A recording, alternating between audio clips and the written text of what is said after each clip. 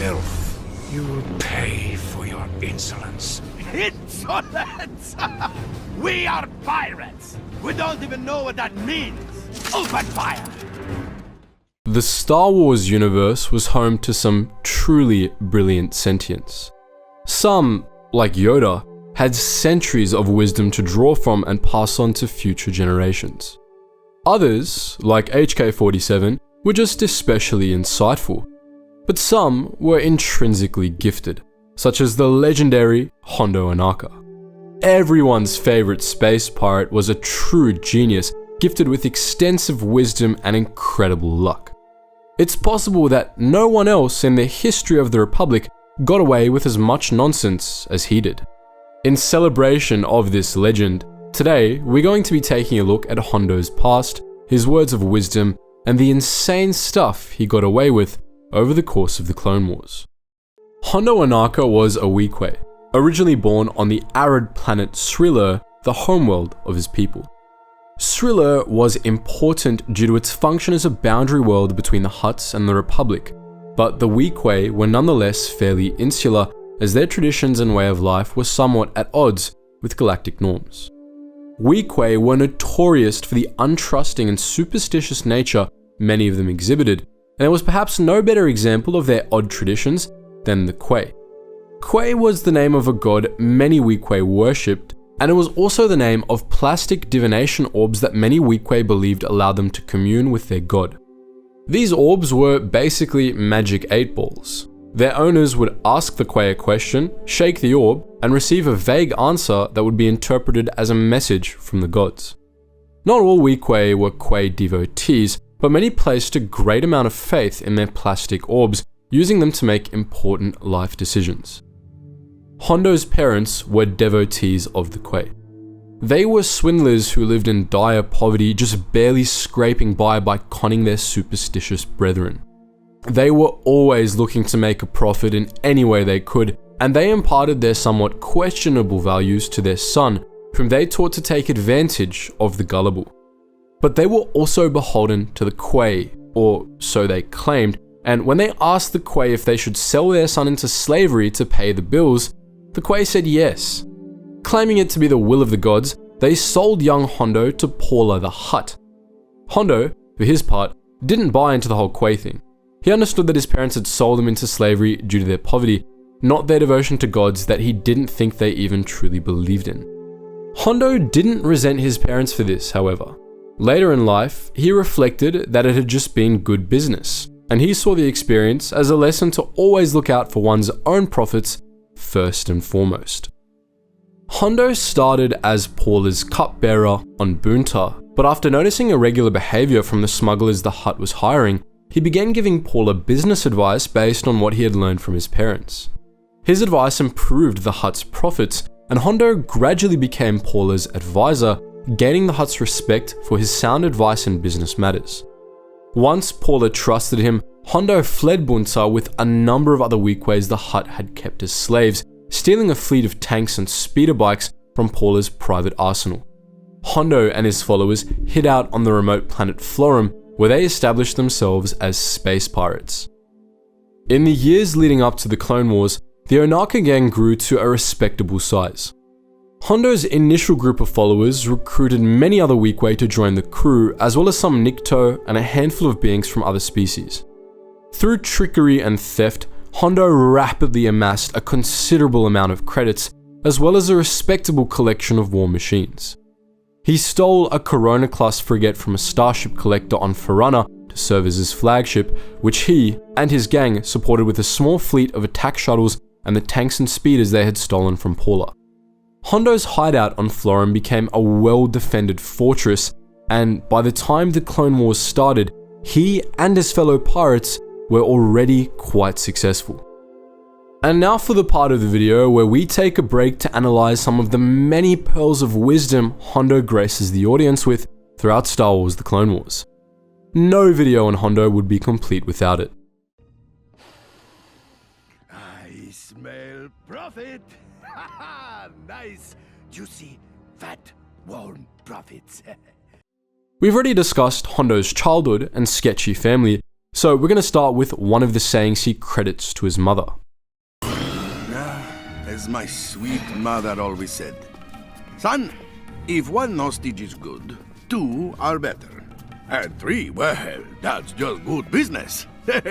This line is great on its own, but once you are aware of Hondo's backstory and the fact that this is absolutely something you could have heard from his mother, it becomes so much better. If there's one line of Hondo's that really embodies him, it's this one. Not only does it showcase the crazy stuff he pulls in the name of profit, but also that he really doesn't know when to quit.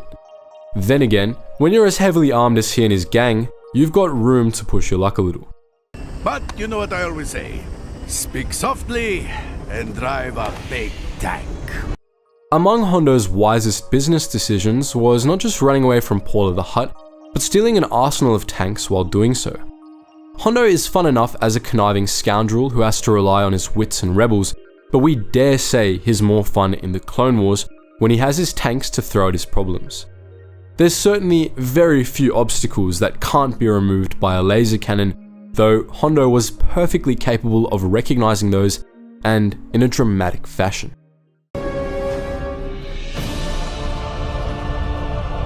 This effort is no longer profitable!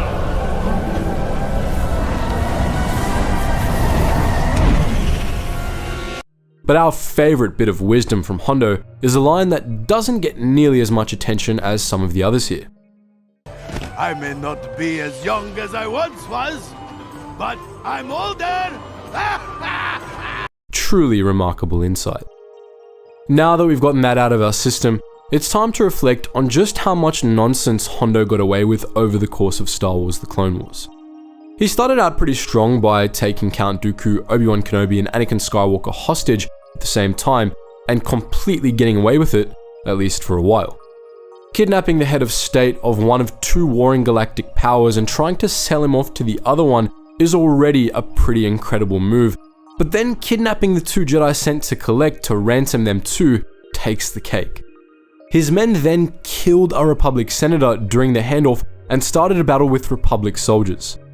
Playing with fire doesn't even begin to describe these shenanigans, and Hondo and his men still got away unscathed. On Felucia, while trying to bully peaceful farmers into giving up their crops, Hondo and the gang started another battle with Republic military personnel, this time 3 Jedi.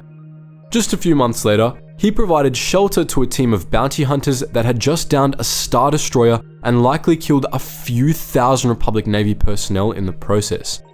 Sure, he told the Jedi where to find them when they came calling, but he wasn't much help other than that, and he still let Aura and Boba hide out with him in the first place.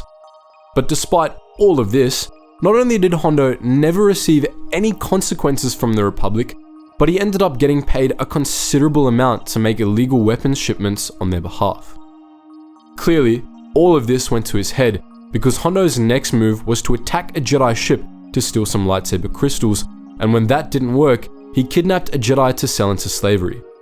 Then, once General Grievous invaded Florum and threw a wrench in this plan, he got the very Jedi he attacked and tried to sell to help him escape custody and escape Grievous's clutches.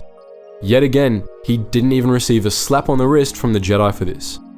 Not only that, but when Darth Maul and Savage Opress began recruiting members of his crew for a mutiny just a few weeks later, he got Jedi assistance in driving them off and reuniting the Ohnaka gang.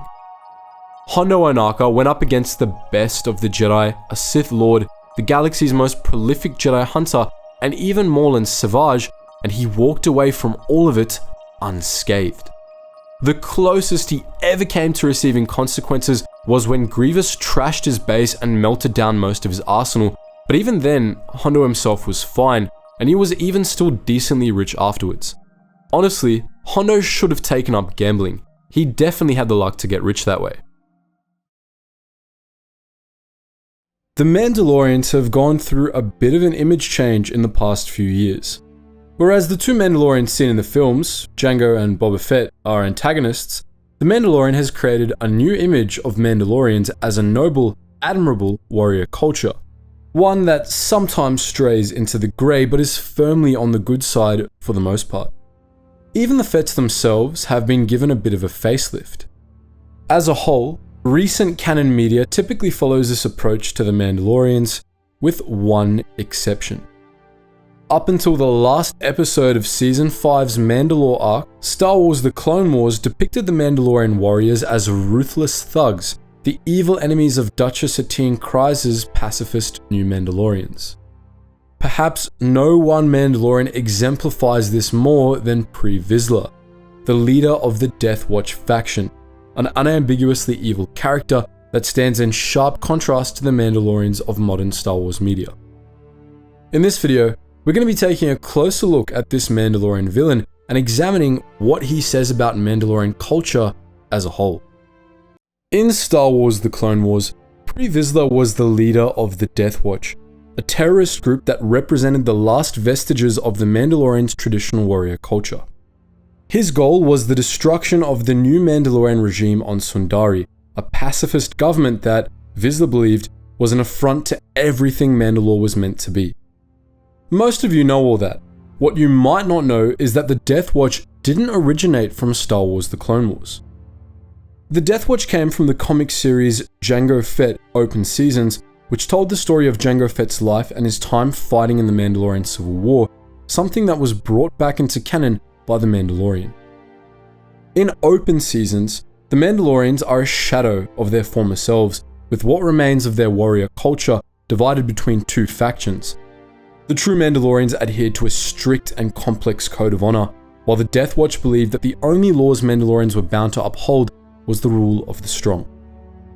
The Death Watch was led by a man named Tare Vizsla, and over the course of Open Seasons, they succeeded in wiping out the true Mandalorians, leaving only Jango Fett, though Jango eventually killed Tare Vizsla and apparently destroyed the Death Watch in turn. The Clone Wars, however, brings back the Death Watch, this time under the leadership of Pre Vizsla, who obviously was probably a relative of Tare's. In the Clone Wars, the motivations of the Death Watch have shifted somewhat. With the true Mandalorians gone, they're focused on taking out the pacifist new Mandalorians. Pre Vizsla is willing to go any lengths to achieve this goal, and just like his predecessor, he makes clear that he has no respect for laws or honor, with his only real guiding principle being the rule of the strong. Over the course of the show, he and his followers carry out cold-blooded murders, abductions, intimidation of simple farming communities, and even massacres, sometimes in the name of their cause, and sometimes just for the hell of it.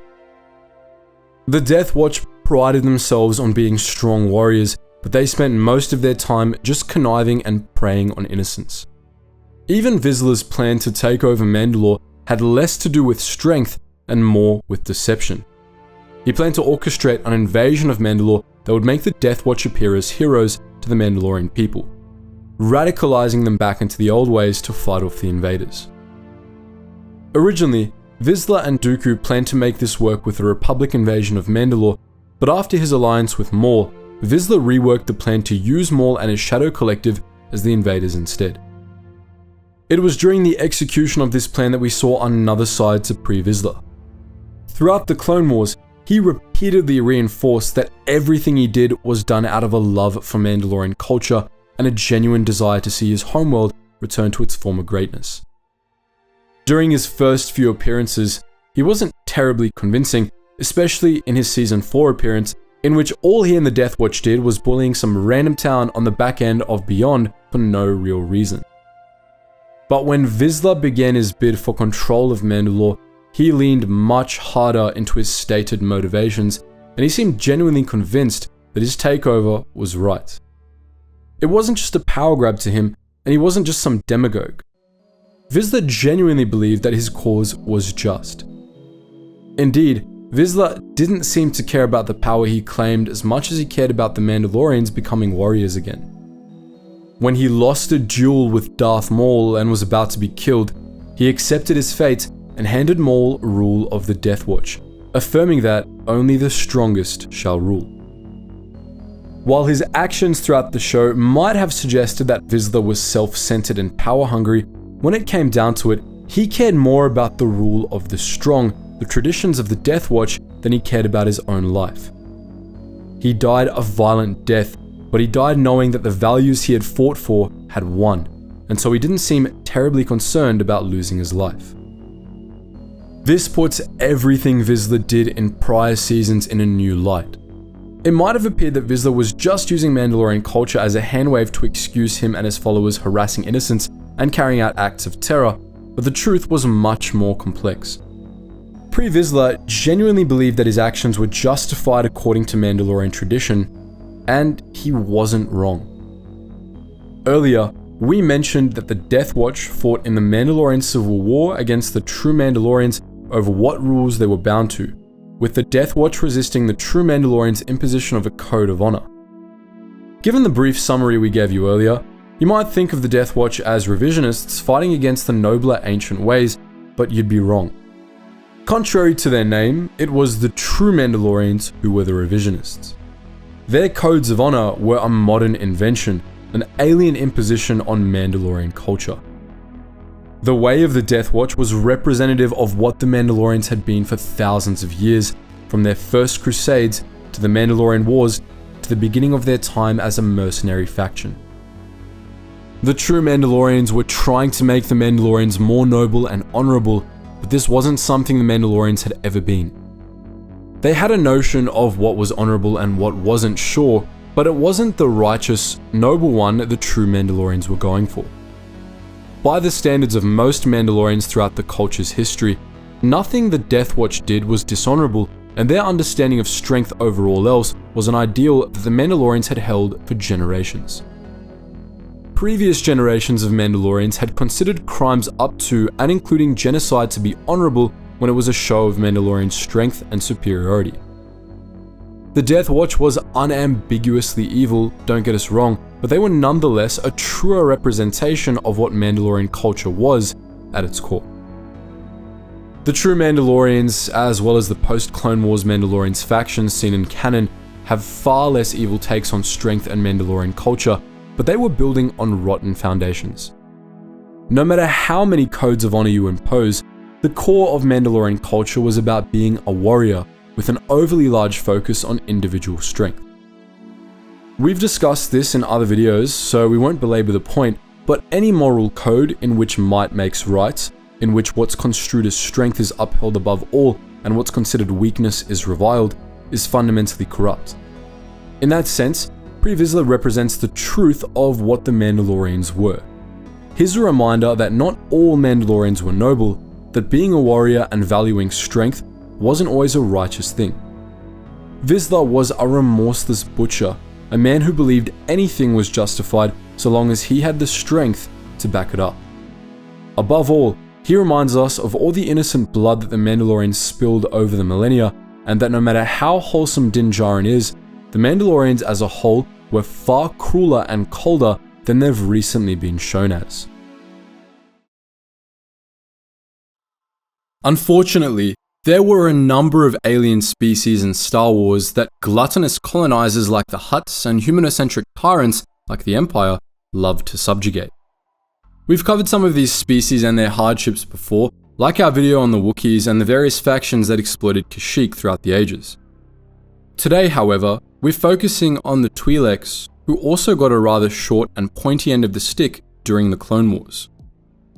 Their homeworld of Ryloth was invaded early in the war, subjugated brutally, then ruled over by the Iron Fist of the Empire. But Ryloth did not go quietly into the good night. Like any good story of resistance fighters, the Twi'leks of Ryloth fought back, and they fought hard. And most of that fight was down to the efforts of a single man, Cham Syndulla. But like with any figure of history, there was more to this local legend than just his heroic deeds. In today's video, we're going to take a closer look at the Twi'lek resistance leader and peel back his many layers for good or bad. In one short word, what Cham was to his people was a hero. In the days before the Clone Wars, he was a political figure who openly opposed Orn Frita, Ryloth's senator. He spoke openly against what he recognized as the Galactic Republic's creeping corruption problem, and particularly against Senator Tar's treatment of Ryloth, its people, and its resources. At the time, his views earned him the title of political radical and a danger to the state, someone out to garner power for himself. In truth, however, all Syndulla wanted was to protect his homeworld and his people. History proved him right when the Galactic Republic's slow corrosion of democracy led to the Separatist crisis, then the Clone Wars, and in 22 BBY, the Techno-Union led a droid army to Ryloth and took it by force. In response, Cham Syndulla rose to the occasion and turned his political movement into a resistance movement known as the Twi'lek Resistance. Their main objective was to retake their homeworld, and the Galactic Republic soon sent aid. We're sure you're all familiar with General Imagundi and Captain Keeley's last stand on Ryloth. That fight was fairly characteristic of the early days of the Resistance, difficulty resupplying and feeding the soldiers and refugees. With the Separatist blockade around Ryloth, it was increasingly difficult to get food and supplies in for the Resistance fighters, and they lost more and more ground to the droid army. However, thanks to General D and Captain Keeley's sacrifice, they were able to withdraw and live to fight on. Syndulla led his fighters underground, leaving behind the bodies of their companions as the droids cut them down. From their underground bases, they used guerrilla tactics to fight the far superior droid army. When the Republic returned with renewed vigor to help liberate Ryloth, General Windu approached Syndulla to request his aid. But there was a catch. Helping the Republic also meant helping Senator Tar, with whom he'd had a long-standing feud. When the Separatists began bombing Twi'lek villages, however, he decided to put their past behind them. Helping Senator Tar meant helping his people, and at the end of the day, all Syndulla cared about was protecting Ryloth. Albeit reluctantly, Syndulla agreed to help Senator Tar and the Republic, and with great effort, they were able to save as many Twi'lek villages as they could and repel the Separatist forces. Syndulla personally led the charge into Lesu, the capital, and was instrumental in the Separatist defeat. His heroism and pivotal role in the battle earned him the title of Hammer of Ryloth, which we're sure he wore with pride. But his victory was short-lived. Not long after Lesu's liberation, Chancellor Palpatine took the throne as Emperor. Not long after, Ryloth found herself occupied by the Imperial military. Initially, Syndulla tried siding with the Empire, hoping that Ryloth would escape the worst if he and his people cooperated with their occupiers. He tried to convince his people to cooperate, but the Twi'leks resisted regardless. When Cham's own daughter, Hera, became involved with the resistance and implicated, he had no choice but to turn on the Empire and join the rebellion. By 14 BBY, Syndulla was the leader of the Free Ryloth movement. From the Hammer of Ryloth, he was upgraded to the Liberator of Ryloth, and for good reason. Under his leadership, the resistance continuously struck blows against their Imperial overlords and Senator Orn Frita, who was little more than an Imperial puppet. Using guerrilla tactics to avoid open war with a superior army, they disrupted Ryloth's spice trade, launched raids on depots, and intercepted shipments of weapons and supplies. And they were damn good at it. Syndulla's tactics were so brilliant that the Empire taught and studied them at the Imperial Academy on Mandalore. Despite careful scrutiny, the Imperials never quite managed to best him. But Cham Syndulla wasn't just brilliant, he was also ambitious, and the combination of the two allowed him to take on targets much grander than a planet-locked resistance movement would have normally been able to handle. His tactical genius and determination to stick it to the Sith man were best seen when analysing his plan to kill the Emperor and Vader. During this time, Syndulla had an agreement with Belcor Dre, a colonel in the Imperial Army who had it out for his commanding officer. Dre provided Syndulla with inside intel, and in return, Syndulla promised to make life hell for his commander. So, when intel came that Darth Sidious and Vader were coming to Ryloth, Syndulla made it his mission to cut off the head of the Imperial Snake in one fell swoop. Against all odds, the mission was almost a success. Anticipating the Sith's arrival on the Imperial Star Destroyer Perilous, Cham prepared a welcome party of space mines and CIS vulture droids. When the Perilous entered the Ryloth system, the first wave of mines damaged it. Vader set out a squadron of starfighters to assess the damage, but they were helpless to stop the second wave of mines from taking out the Perilous' shields, leaving it vulnerable to the Vulture droids that swooped in and nearly finished the job. But Syndulla's plan didn't end there. He had arranged in advance for his resistance fighters to be part of the military's cleanup crew. They were sent up to the Perilous to help repair the ship, but instead of repairing it, they rigged it to blow. Thanks to plot armor, Sidious and Vader escaped the Star Destroyer in time before the vessel exploded and managed to crash land on Ryloth. Subsequent attempts to find and kill them failed, but even with their ultimate failure, Syndulla and the Resistance still managed to achieve an impressive victory.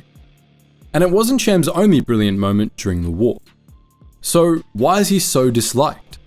If you've ever watched the Clone Wars or Rebels, you'd be familiar with the general disdain people have for Cham. In our opinion, that's because at the end of the day, he was more like Saw Gerrera than most people are comfortable with.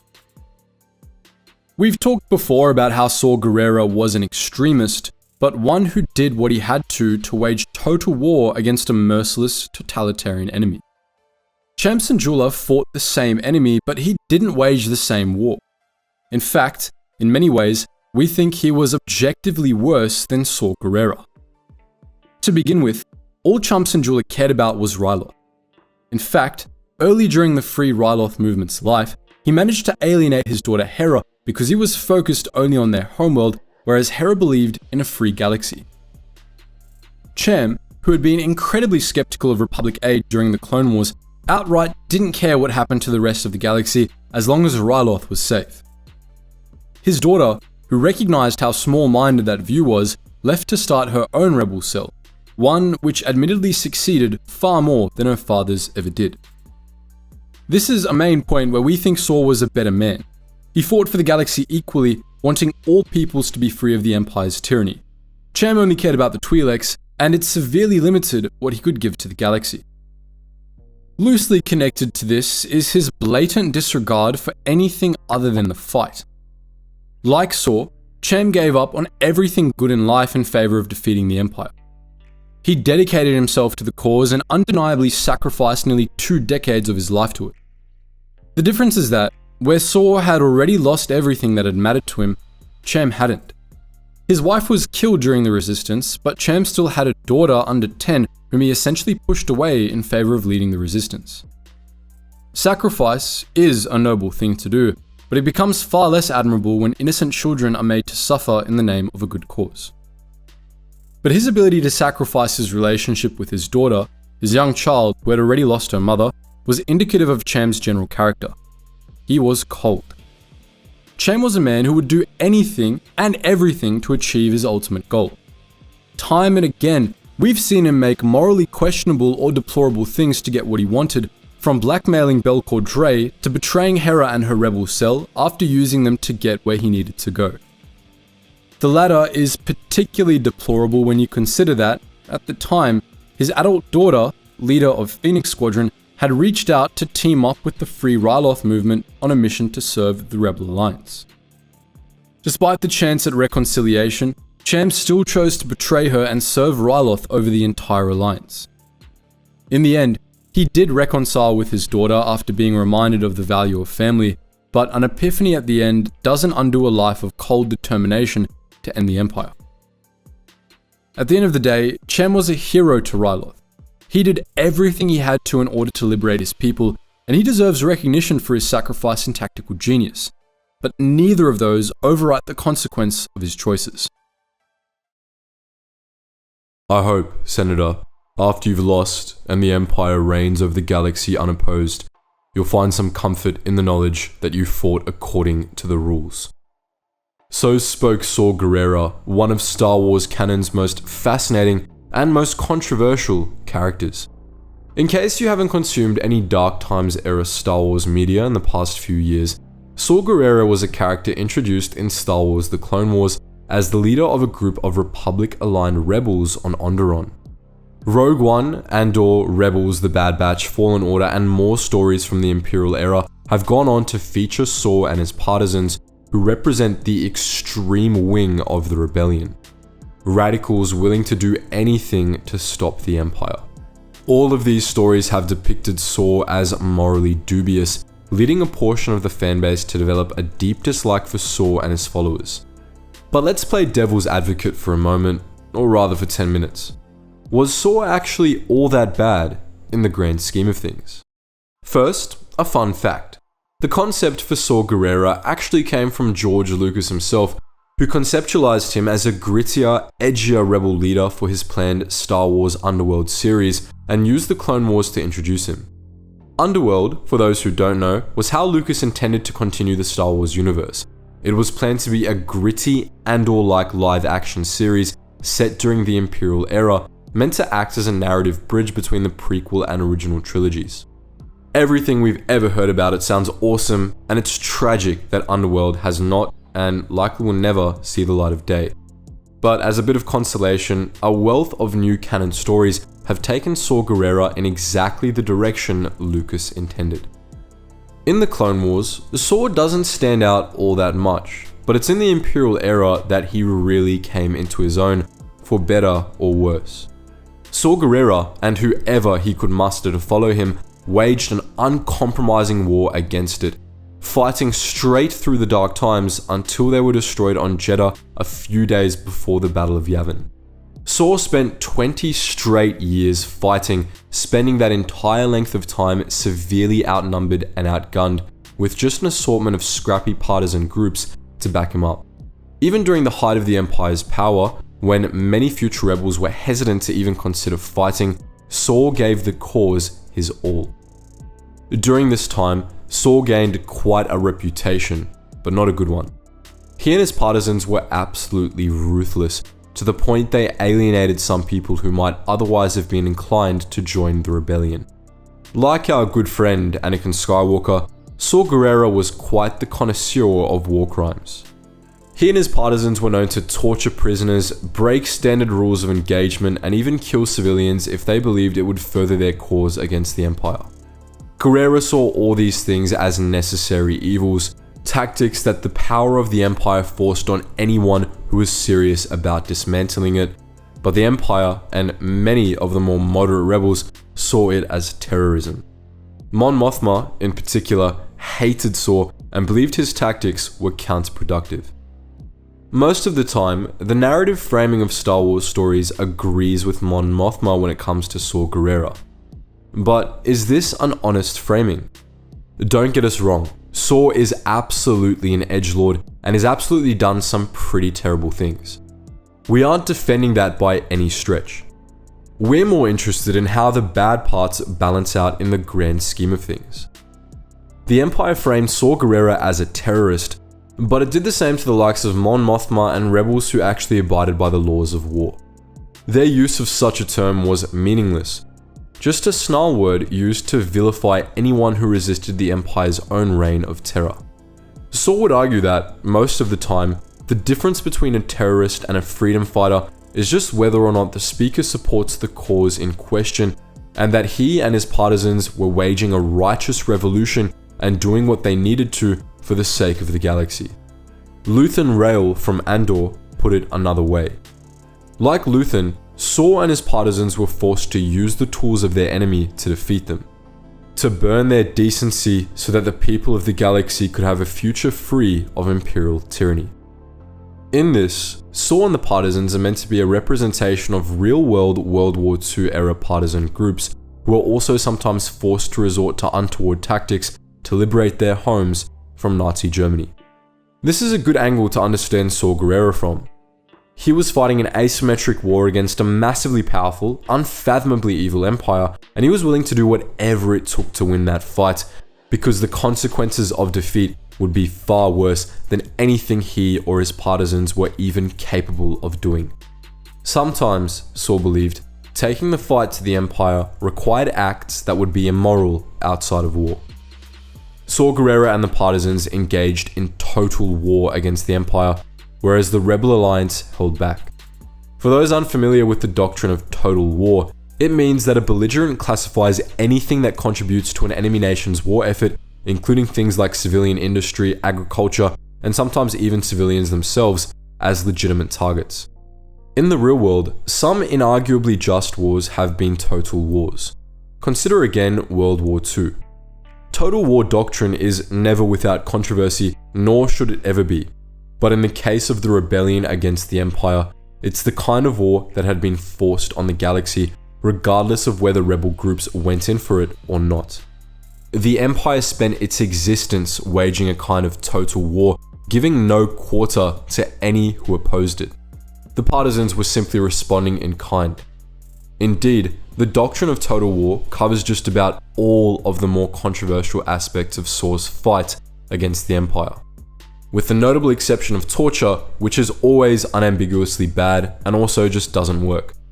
Even then, it's also worth noting that Saw never killed civilians intentionally. They were always collateral damage. Just collateral damage he was perfectly willing to accept when he felt it necessary.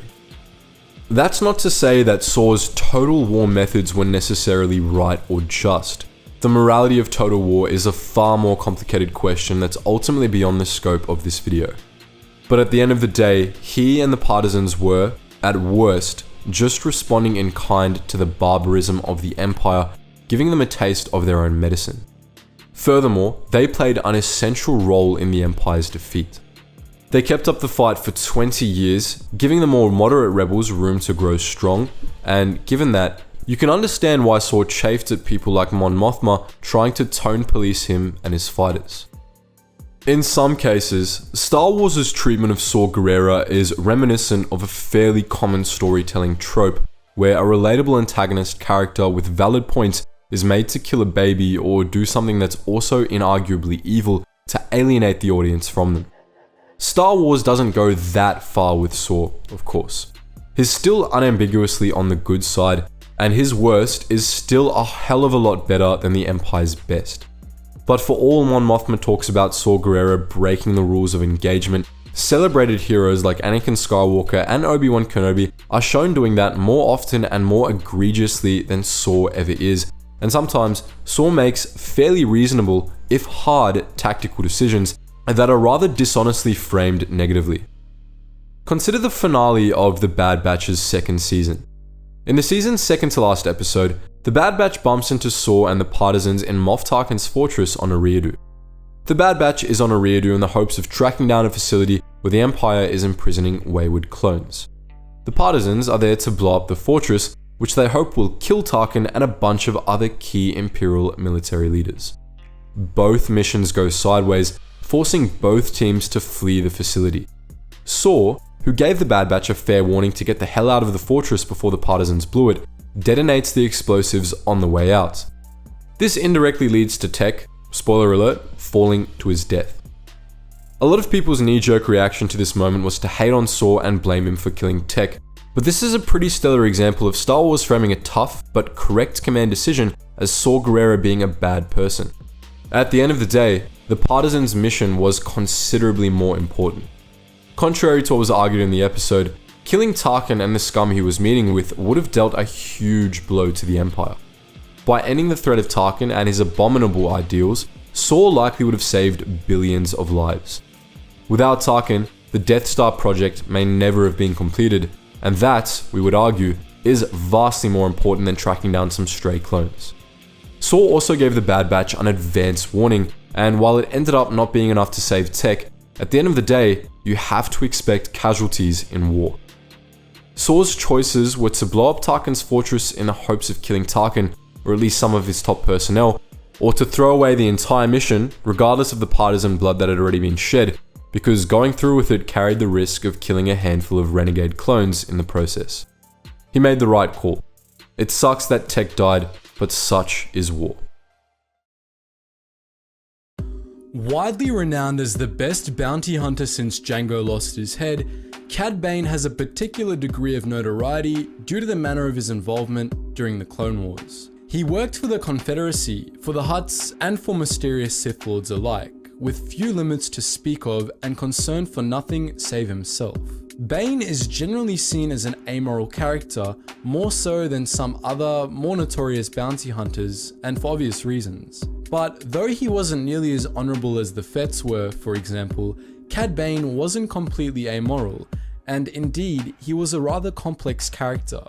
In this video, we'll be exploring the true depth of the most infamous child of Duro. In Star Wars The Clone Wars, the character of Cad Bane seems pretty consistent. He's a brutal, skilled bounty hunter with no concept of empathy or altruism. But there's one moment in the show in particular that seems to break this mold, which many of you likely remember. During the Rako Hardeen arc in Season 4, Bane saves a disguised Obi-Wan Kenobi's life in the box when Moralo Uval tried to kill him out of spite. Bane had no reason to do this. Kenobi, even while disguised as Hardeen, was a competitor after all, and yet he did so anyway, because he respected him and because Uval had cheated. To understand this moment, we need to more fully understand Cad Bane, and to do that, we need to take a quick look into his life. He grew up on New Tiana, one of the poorer of Duro's space cities, where he began his career as a hunter by tracking down petty criminals. As soon as he had enough money to leave, he did so, swearing never to return, and set out to become a galactic-level hunter. On an early mission, he was hired to protect a client from an alleged Jedi, only to discover that the Jedi was actually using technology to imitate Force powers. After defeating this assassin, Bane spared his life in exchange for the secrets of his technology, which he used to great effect in the years leading up to the Clone Wars. Bane's arsenal, which included rocket boots, breathing tubes hooked up to his windpipe, explosives, and all sorts of gadgets built into his gauntlets, allowed him to hunt down anyone, even Jedi. This gave him quite the reputation and attracted the attention of the Bounty Hunters Guild, which he refused to join. This brought him into conflict with the guild when he refused to refrain from taking bounties posted by them, leading him into a skirmish with Coldest, the father of Bossk and the leader of the guild. Bane defeated Coldest, but yet again he spared him, this time for so-called professional reasons. By 21 BBY, Bane had grown quite notorious, leading Darth Sidious to choose him to fulfill a series of missions intended to hurt the Jedi Order itself. Bane took these missions without hesitation, despite the risk to himself, and though his missions weren't entirely successful, they were nonetheless sufficient to boost him from notoriety to the status of a living legend. During his time under Sidious, Bane expressed levels of skill, intelligence, and ruthlessness that were rarely seen in bounty hunters, giving him a long list of potential clients to choose from. Perhaps one of the best terms to describe Cad Bane is adaptable. He had the rare skill of being able to work with a variety of circumstances and change his plans as those circumstances changed. The Sidious missions showed this well, and he was able to adapt his plans repeatedly during the Battle of Deveron, and he took advantage of Clone Trooper Denal's armor to escape his flagship, a bit of quick thinking that few others would have been able to come up with in time. But the Sidious missions emphasized something else about his character, which you might have missed while watching the episodes. Bane, outwardly, is all about the credits. His standard rate is known to be high, and he makes clear that he'll do anything to get paid if the price is right several times. But despite this, Bane doesn't seem to be all that focused on collecting a high price during his missions for Sidious. Sure, he demands quite a lot, but he does it in a bit of a passive, lazy manner, as you recall, and they generally fade out of focus during that episode arc. One would think that, considering how dangerous these missions would be for Bane, that the big payday at the end of it all would be his focus. Instead, considering that this is Cad Bane's first chronological appearance in the show, it can be inferred that he's doing these hard tasks for another reason as well. To prove to the galaxy that he's the best, and to be recognized for it. Keep that in mind for later. Frequently, Bane worked for the Hutts, most notably during his bid to free Zero the Hutt from Republic custody, as well as for the Confederacy of Independent Systems, which generally didn't care about the records of its agents. But one mission in the latter category is notable in particular: his participation in the plot to kidnap Supreme Chancellor Palpatine at the Festival of Light on Naboo. This is notable because Bane seemed way too invested in that mission than credits alone would dictate. After all, even before he was being paid to lead a team, Bane came up first with the plan and then with several backup plans to get Moralo Uval to Sereno, and he led Uval and who he believed to be Rako Hardeen through it. It's a fair assumption that this was because he and Uval were going to the same place in the same manner, and that he was concerned about getting himself to Sereno as well. But this just begs another question. Why was he so dead set on competing in the box? Well, for the same reason that he took Sidious's seemingly suicidal missions. He wanted to prove that he was the best of the best. After the contest in the box, Count Dooku made Bane the leader of his team of bounty hunters, which isn't the first time that Bane was put in charge of a team. Previously, he had operated with 2 others when breaking into the Jedi Temple under Darth Sidious. And most notably, he assembled a pretty large team of bounty hunters for his assault on the Senate building. Furthermore, as far as leadership skills go, he was pretty great, despite his repeated insistence that he worked best solo. This sort of inherent personality conflict was a very good detail on the part of the writers. Seemingly paradoxical attributes are what makes humans human, and this just serves to make his character more effective. But digressions aside, it does say something important about Bane's character. Alongside splitting credits, Bane's stated reason for not taking partners was that they slowed him down, usually due to lack of skill. It's no coincidence that the teams Bane worked with were all composed from the best of the best. It can be inferred that, in reality, Bane had no problem splitting credits with accomplices that were skilled on a comparable level to himself. Write that one down too. With all that said, we can finally take a crack at why Bane spared Obi-Wan Kenobi in the box. You might have noticed earlier, especially during Bane's early life, that Cad Bane actually spared people rather frequently, more so than many more principled bounty hunters. He spared the man that imitated a Jedi during an early mission after defeating him, he spared Krodosk despite the notoriety that he could have gained from killing the man, and he spared quite a few others in lesser known stories that aren't as worth diving into. And yes, there's a pattern to be observed here. Earlier, we said that Cad Bane was an amoral character, but this isn't entirely the case.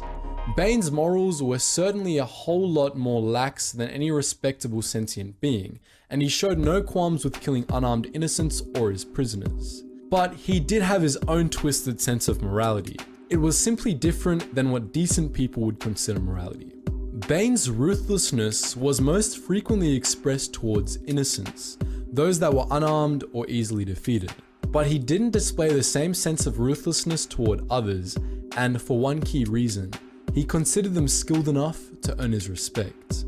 For Cad Bane, skill was what dictated the value of a being. This is why he took on missions that posed a greater risk to him. He wanted to prove that he was the most skilled bounty hunter in the galaxy, the best of the best, because that was what meant most to him. Skill is the key to Bane's character. It was the only thing he truly respected, and at heart, it was what he was out to prove that he had. This is pure speculation on our part, don't get us wrong, but it's entirely possible that Bane's devotion to credits was because they served as a tangible indicator of his skill. It's no coincidence that Bane's respect for the disguised Obi-Wan Kenobi started to grow only when Kenobi began to provide useful skills to help him and evolve. And it's no coincidence that Bane saved Kenobi right after Kenobi had proven that he was among the most skilled snipers in the galaxy. It's also no coincidence that Bane made an attack on Moralo Ival's honor after the attempt to kill Kenobi, as Bane clearly considered Kenobi to be vastly more skilled than Ival. He saved Kenobi because he respected him, and he respected him because he believed that he was capable of incredible things, just as he himself strived to be. The 4th season of Star Wars The Clone Wars had a lot of legendary story arcs. There was the Battle of Umbara, the Slavers of Zygerria, the Return of Maul, but there's one particularly great arc from that season that tends to be forgotten about. We're talking about the Rako Hardeen arc, comprising the 15th through 18th episodes of Season 4, Deception, Friends and Enemies, The Box, and Crisis on Naboo. In this installment in our series on top 10 underrated Clone Wars arcs, we'll be discussing all 4 of these episodes and what made them the story we never knew we needed. Before we begin, we highly encourage you to pause this video and actually re-watch the arc. Don't worry, we'll be waiting for you when you get back. If you've watched the episode now, feel free to fast forward to the start of the next video chapter here on YouTube. If not, let's quickly recap what happened in the episode. This story arc started off with the unthinkable, the death of Obi-Wan Kenobi. While chasing bounty hunter Rako Hardeen, Obi-Wan is apparently shot and killed. But as the Jedi grieve, especially Anakin, the audience learns that the whole thing was staged. So, how was my funeral? Obi-Wan is alive and well, and had faked his own death in preparation to go undercover as Hardeen to get to the bottom of a separatist plot. He does so, and in prison becomes wrapped up with Moralo Ival, the person he's supposed to keep an eye on, as well as with Cad Bane, who Ival had hired to break him out of prison. In disguise as Hardeen, Kenobi teams up with Ival and Bane, escapes from prison and heads to Serenno. Anakin, still grieving Obi-Wan's death, pursues them but is called off by the Jedi Council before he can interfere. On Serenno, Ival, Bane and Kenobi meet with Count Dooku, who has selected the most elite bounty hunters in the galaxy to participate in a contest called the Box, which Moralo Ival designed. Bane and Kenobi both participate and are selected to join Dooku's mission, the attempted kidnapping of Supreme Chancellor Palpatine. Thanks to Kenobi, the Jedi are able to avert the kidnapping but come frighteningly close to failure when Dooku himself makes an attempt at capturing the Chancellor. Kenobi, with Anakin's help, barely manages to keep Palpatine out of the Separatists' hands. In the end, crisis is narrowly averted and Anakin comes face to face with his greatest fear. As far as plot goes, the Rako Hardeen arc is seriously outside the box, pun absolutely intended. The entire premise of Obi-Wan Kenobi faking his death to go undercover as a bounty hunter is pretty awesome, and so the arc was pretty much bound to be great from the get-go. But as always, the writers of the Clone Wars went above and beyond to make this arc better than awesome. There are two elements of the arc in particular that we think are worth highlighting: the bounty hunters and Anakin Skywalker. First and foremost, let's talk about Cad Bane. Bane was always fun, but this arc gives him much more of an opportunity to shine than his previous appearances in the show did. Previously, Bane was mostly just a cool character with a great vibe to him, a western spin on the usual gadget-heavy bounty hunter archetype. He was good at his job, he had a lot of cool toys, and he was very vocal about how his loyalty was to his bank account and nothing else. But this arc gave us a much more complete look at Bane and shaped him into a more interesting character. When we first meet Cad Bane in prison, he's been stripped of pretty much everything: his guns, his gadgets, and tragically, his iconic hat. Because of this, we get to see a bit of who Cad Bane was beneath all the flashy tricks. A truly cunning, galaxy-class hunter. With nothing but his wits and a little help from the disguised Obi-Wan Kenobi, he manages to engineer a prison break, putting the full extent of his cleverness on display. We also get to see more of Bane's personality in the arc, and in particular, we get more detail on what motivates him. Cad Bane has always claimed to care about money and nothing else, but this arc showed us that that's not entirely true. Consider this fantastic scene, for example. Nice hat.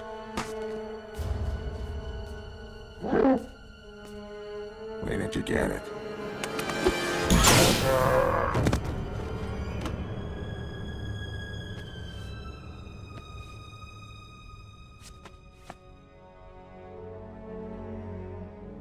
What are you looking at?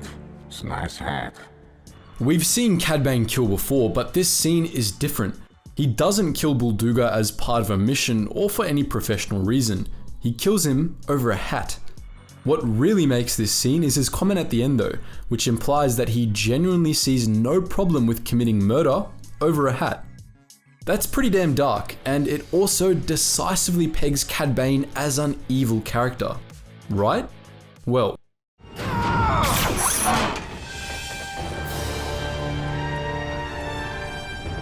how dare you defy Moralo Ival? If you're gonna kill him, do it like a man. we've actually done an entire video analyzing Cad Bane and this scene in particular, so we won't reinvent the wheel here.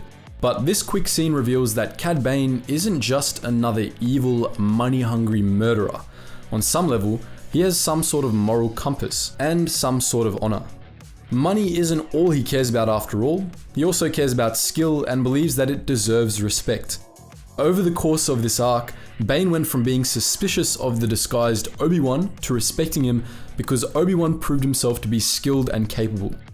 As he saw it, the man he thought was Rako Hardeen was skilled enough to claw his way to the top, and because of that, he deserved a fair chance. And speaking of Rako Hardeen, Obi-Wan's Rako Hardeen persona was done really well. The writers walked the line between making it clear to the audience that we're still seeing Obi-Wan and making him convincing as a ruthless bounty hunter as well. Once Obi-Wan gets the hang of acting as Hardeen in the second episode, he does an extremely good job of imitating the tough guy bounty hunter type, But we get to see that Obi-Wan's still in there from brief physical cues, such as how he looks slightly disturbed after Cad Bane murders Bulduga in the scene we showed earlier.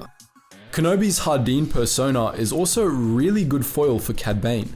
Through him, we get to see the details of how Bane eventually develops trust with people he considers worthy of respect. By the third episode, Kenobi and Bane develop some great chemistry, playing off each other in a way that's really fun to watch. Enough small talk, I want my money. That makes two of us. You shall have it, and perhaps much more. Both of you, if you would like to enter our friendly little contest. I'm in, if he's in. You already owe me for one job, Dooku. Anything else would cost you triple. I assure you that if you survive the challenge, the reward will be well worth it. But what might be the most striking part of this arc is how it deals with Anakin Skywalker. With the exception of the death of his mother, we've never really gotten to see Anakin cope with the loss of anyone close to him, at least before he fell to the dark side. But at the start of this arc, that changed. Obi-Wan doesn't really die in this clip, of course, but he may as well have to Anakin, and we get to see how he would have handled it if Obi-Wan really were to die. Allow us to pull up a quote from the Revenge of the Sith novelization. The HoloNet features call him the hero with no fear. And why not? What should he be afraid of? Except fear lives inside him anyway, chewing away the firewalls around his heart. Anakin sometimes thinks of the dread that eats at his heart like a dragon. The dragon whispers of what Anakin has lost and what he will lose.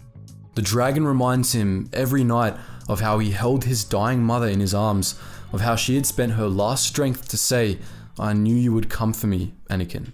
The dragon reminds him every night that someday he will lose Obi-Wan, he will lose Padme, or they will lose him. All things die, Anakin Skywalker, even stars burn out. Anakin Skywalker faces his greatest fear at the start of this arc, and it's a battle he doesn't really win. He all but breaks down for the first 2 episodes of the arc, spiraling out of control as his grief turns into anger, and his anger pushes him closer to the dark side.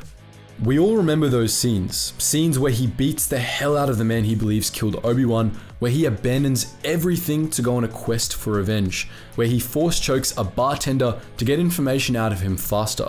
It gets to the point where the Jedi Council breaks their silence just to prevent him from snapping altogether. But the Vader moments in this arc don't stop after the Jedi Council tells Anakin the truth. His character makes a permanent shift, however subtle, during this arc. We see more of the dark side surface in Anakin during his duel with Dooku on Naboo at the arc's conclusion, for example. Even though Anakin knows by that point he hasn't actually lost Obi-Wan, he's still keenly aware of just how easily he could have. As a result, when he's at risk of losing Palpatine to Dooku at the arc's end, he lashes out because he doesn't want to experience the same pain a second time. It's easy to miss this undertone, but Anakin's brush with his greatest fear in this arc doesn't make it easier for him to face the dragon coiled around his heart. On the contrary, it makes his fear stronger. There's a fair bit more to talk about when it comes to things this arc did well, but that's all for this video. Perhaps we'll revisit this arc in the future after we've finished this series.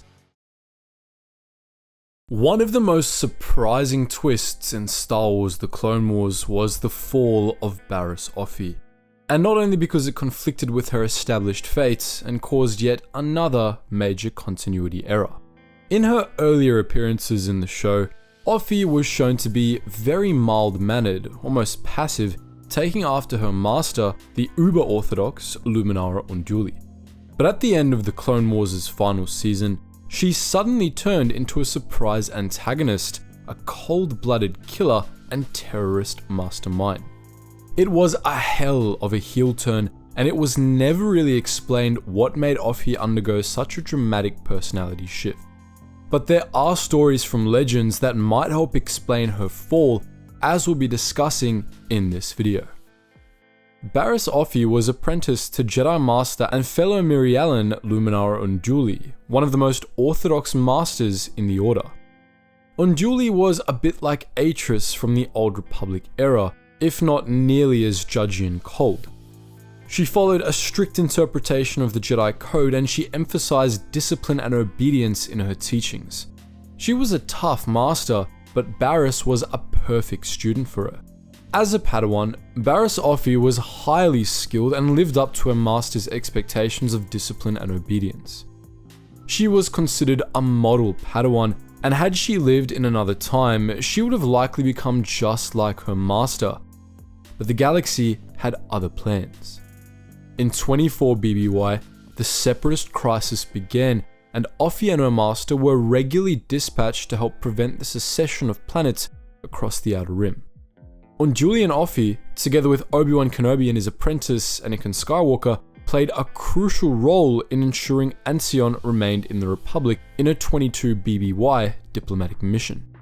Nonetheless, they were unable to prevent the start of the Clone Wars, which saw Offee made a Jedi commander in the Grand Army of the Republic. Barriss Offee fought in both battles of Geonosis and in many battles besides, including on Felucia, Ilum, and Nadium. During the early war, she typically fought on the front lines, but as the conflict wore on, she became recognized for her exceptional healing abilities. She became one of the Jedi Order's foremost battlefield healers, serving behind friendly lines on Null and other worlds. For most of the war, she was never far from her master, serving alongside her on the front lines, or at least on the same planet when she was assigned to work as a healer. Through it all, Offee watched as the Republic steadily crumbled and the Jedi Order was stretched more and more thinly across the galaxy. She had been taught a strict interpretation of the Jedi Code, one that abhorred violence save when absolutely necessary, and yet her career as a Jedi saw her drafted into leading a very violent war for the sake of the Republic. This later led her to becoming disillusioned with the Republic and the Jedi Order itself. It was a while, however, before this contradiction really got to her, and in both Legends and canon, it's never explicitly stated what gave her this push. There's one Legends battle though that we think is a good candidate, the Battle of Drongar. 6 months into the Clone Wars, the Republic and Confederacy clashed over the planet Drongar, a remote world in wild space that, at first glance, might seem unremarkable. It was a humid, unpleasant rainforest world, and its air was full of dangerous spores that could inhibit breathing in sufficient quantities. It had a tiny population and was undeveloped. But Drongar had one resource that was absolutely priceless to both sides: Bota, a healing plant that could provide enormous health benefits for members of every known sentient species. Bota was only found on Drongar, and unless preserved in carbonite, it withered if removed from the planet after a short while, so control of Drongar was the only way either side could have a reliable source of it. Both sides wanted to seize exclusive control of Drongar, both for the sake of their organic troops and to deny it to each other. The Battle of Drongar was long and extraordinarily bloody, and it was different from other Clone Wars battles due to its environmental conditions, which made air combat near impossible and blasters unusable. The battle was fought with slug throwers and vibroblades, with both sides employing large numbers of mercenaries.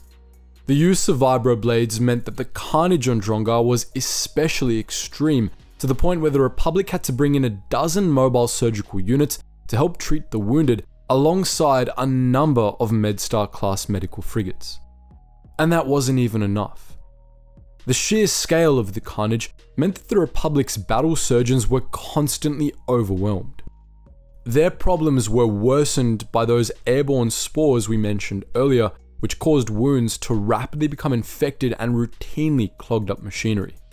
Barriss Offee was sent into this hellhole in early 20 BBY on her first solo mission, and she was sent in not as a frontline commander, but as a healer. For weeks, she assisted the beleaguered battle surgeons, making and losing many friends. She showed up just in time for the Separatists to get more aggressive in their bid for control of the planet. They started carrying out bombing campaigns, leading to an increase in clone casualties. Things got worse when Republic Mobile Surgical Unit 7 was destroyed due to sabotage, killing one of Barriss's friends and forcing her team to relocate. as she worked to hunt down the saboteur, she became increasingly cynical about the battle and the state of the war, and she also became addicted to Botar after using it to heal herself. This brought her closer to the dark side, but she was able to break the addiction and the dark side's lure before it was too late. Offee eventually rooted out the spy in Republic ranks, and she discovered that it was none other than a member of her own team, a close friend of hers who had sold out the others to the Separatists. The traitor was eliminated, but other developments meant that this didn't matter much. Around this time, the Separatists' bombing campaigns caused the Botar to mutate and lose its medicinal properties altogether. Before long, all the Botar on Dronga was useless. The Republic was able to evacuate 2 metric tons of the good stuff beforehand, but that was all that was left. After 18 months of brutal fighting, both sides evacuated their troops, abandoning Dronga. Barriss Offee was promoted to Jedi Knight after the Battle of Dronga, but by that point, her convictions were rapidly waning. On Dronga, she had seen untold horrors and immeasurable suffering due to the war. She had watched her friends die or betray her, and in the end, it was all for nothing. 18 months of bloodshed had given the Republic precisely 2 tons of Botar and nothing else. The battle was pointless, and as Offee soon realized, so was the entire war. It's not known for sure if Dronga was what radicalized Offee, but we think it's a safe bet. Just a few months later, Barriss Offee masterminded the bombing of the Jedi Temple, which she framed former close friend Ahsoka Tano for. Ahsoka's master, Anakin Skywalker, learned the truth and arrested Barriss just in time to save Ahsoka, but the event nonetheless sent a message to the Jedi Council and the galaxy. Before the tribunal meant to prosecute Ahsoka, Barriss gave the following explanation for her actions. I did it, because I've come to realize what many people in the Republic have come to realize, that the Jedi are the ones responsible for this war. That we've so lost our way that we've become villains in this conflict, that we are the ones that should be put on trial, all of us. And my attack on the temple was an attack on what the Jedi have become, an army fighting for the dark side, fallen from the light that we once held so dear. This Republic is falling, it's only a matter of time. In the context of Dronga, this change in belief makes a lot more sense. She had seen firsthand the categorical failure of the Republic, which had sent so many to die on Dronga, but failed to adequately support them and failed to keep the RMSUs properly supplied, leading to so many long and needless deaths. She had seen firsthand the horrors of the Clone Wars, the war that, as many of her friends on Dronga saw it, had been started by the Jedi Order's intervention on Geonosis. And she had seen firsthand that the Clone Wars only served the interests of the dark side. Barriss Offee was wrong about the Jedi, but she was sure as hell right about the Clone Wars, and she was right about the path the Jedi Order had been led down.